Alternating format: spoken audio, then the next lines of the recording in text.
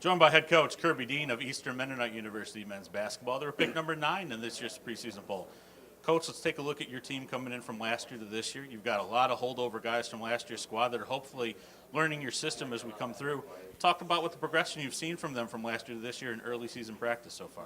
Yeah, I think we're ahead of where we were last year, obviously, because we have a lot of kids back. But one of the biggest things is we have several kids that essentially missed most of the season last year. Christian Hansen, who still isn't cleared yet, but we're hoping to get him cleared in the next week. Sam Thomas, who played 5 games last year for us, and Malik Jones, who missed the whole second semester. All those guys are now healthy. So not only do we have a lot of guys who played a lot of minutes last year who have returned, we have a lot of guys who didn't play a lot of minutes who would have played a lot of minutes who are now also healthy. So we're in a pretty good spot right now, to be honest with you. We've got some guys that we know from past all-conference experience on the team, with Rashawn Latimer getting an all-conference award last year, Isaiah Harris win the previous year before him.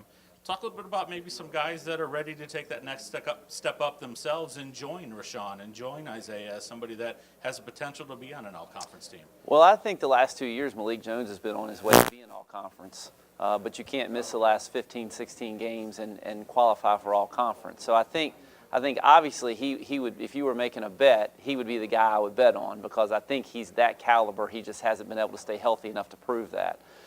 Sam Thomas, who I mentioned earlier, is another one. He's a big kid. He's 6'6", probably 250. He's one of the biggest kids I've ever had in the program, and he's very skilled.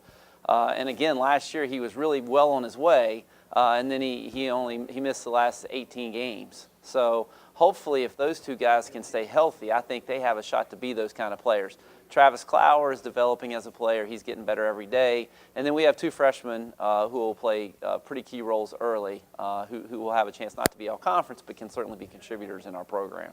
Let's take a look at what you see from the league this season. Last year, just the one team made the NCAA tournament, which is a little bit different for the ODAC. Talk about what you see, not just on a national perspective, but also in conference. How competitive is the league this season? I mean, I think the league's going to be – last year I think the league was young. There was some transition going on. I think this year there's going to be a maturation process that has taken place.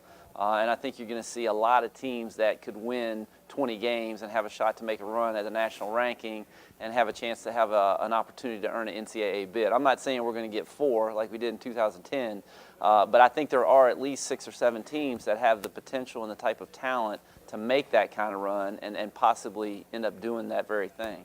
Well, Coach, I want to thank you for joining me today. Good luck this season. Thank you.